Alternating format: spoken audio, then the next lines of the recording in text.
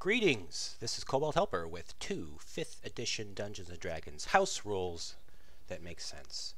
Let's start off with massive damage. Massive damage is a variant rule you'll find in the Dungeon Master's Guide, but the house rule I'm proposing, the same name, is a little bit different. So, massive damage. If, with a single attack, you deal more than half of the remaining hit points of your target, they must make a Constitution saving throw at a difficulty class of 15, or they suffer a system shock. System shock is resolved by rolling on a table. 1, 2, or 3, the target is knocked prone. 4, 5, 6, 7, 8, or 9, target is at advantage to be hit until the end of their next turn. 10, 11, or 12, the target is stunned until the end of their next turn. So it is biased to the middle option. But again, yeah, okay. Why do I like this rule? For two reasons. There is this idea, if you do a massive amount of damage, it just feels like there should be some other sort of detrimental consequence when you're dealing with organic life forms. They're going to be staggered, dazed, stunned, however you want to put it. I like the idea, though, of making the con save. If you've put a lot of attributes into your Constitution, you can grit your teeth and just suffer through the days and not be affected. I like that a lot. But yeah, if you are absolutely clobbered, it just feels natural and correct that there should be more than just damage, and then you're right as rain for your second return attack. Now, the other thing, the base variant in the Dungeon Master's Guide talks about how if you take half of your total hit points. So one thing I always liked about some other systems, say Battletech, is as you are wearing down your opponents, knocking off their armor, they become more susceptible to damage. And you have that sort of Rocky Balboa versus Apollo Creed on the round 15 kind of moment where everyone is on their last legs, and any one blow, it maybe doesn't kill them, but they're just so beaten that they might go down, they might be dazed.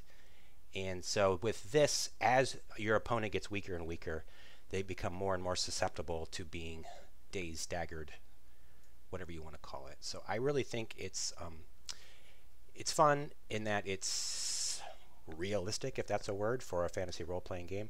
But it adds an element of, as you're getting closer and closer, you definitely feel like you're getting more susceptible, and it kind of actually quickens up combats, I've found. Okay, so there you have it. That's our first house rule that makes sense. Massive damage. Any blow that does half of your remaining hit points on a DC 15 fail con save has an additional detrimental effect. Before getting to the second house rule that makes sense, have you tried out koboldhelper.com? It's a D&D 5th edition combat tracker and random encounter generator. Simply set up as a DM. You can add monsters to get your combat set up manually, or you can go to a random encounters. Indicate your party level. Indicate the kind of monsters you want to randomly generate. Undead. And at a click, you get a nice, balanced, thematically correct little horde of undead. Automatically added to the combat area. Ready to go. Simply start up a session. Give it any code you want. Tell your players to go to koboldhelper.com and join. In this case, we've got a player, Alina, that is ready to go. And we are off and running. Start will automatically roll initiative if that's what you want. Skeleton 3 is up, and we are going very quickly. We get a nice overview of all the SRD content, and more importantly, the tool is going to track different effects so that I, as a DM, can keep track of them. From the player's perspective, they're getting a nice track of all the monsters and whose turn it is, and a reminder that in this case, Skeleton 3 has advantage in slowed, so nobody forgets, and I, as a DM, don't have to keep reminding people. As Alina is done, they can end their own turn to move it along to the next creature. So, along with tracking effects, health is also taking care of. And we can see there, you get a nice overview of all the effects in play of the many monsters, so nobody forgets about what's going on. Any players who roll, everybody gets to see a nice review of who's rolling and what right here. So a lot of handy features to keep track of combat and quickly generate a random encounter for you as the DM to not have to forget. Make sure you don't forget. Keep everybody up to date.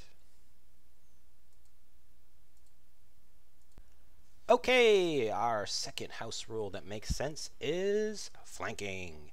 Again, this is a standard variant rule from the Dungeon Master's Guide, but I have a twist on it that I'm going to recommend. So what is it? Flanking, basically, if you are attacking monsters to your front, be it directly in front of you or to the sides in the front, the corners, and monsters or creatures attack you from behind, be it directly behind you or the corners, they get advantage. A lot of times I hear arguments that that's just too powerful, and I disagree. I mean, you think about it, just you're fending off two werewolves to the front, intensely concentrating on fighting them off. The werewolf sneaks up behind you. It's literally a huge advantage, so it just seems natural to me that you gain that much of a bonus. Why do I like it though? It encourages tactical thinking. So there's a lack of tactical options in D&D combat. Getting an advantage from your positioning, how you deal with the situation, and it puts a simple rule in place that just allows somebody to have to think about the combat a little bit more than just walk up to a monster and hit them. Adds a little spice, a little bit of, and I like thought. I mean, so making players think, and bringing that into the combat is what I like to do in all cases. Should we fight back to back? That actually makes sense now. Wait a minute, maybe I should disengage and move, because then I'll get myself set up for an advantage on the big bad.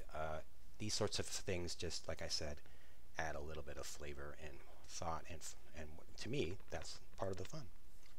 Now, the twist. Beyond just the variant rule, I like to do stacking advantage.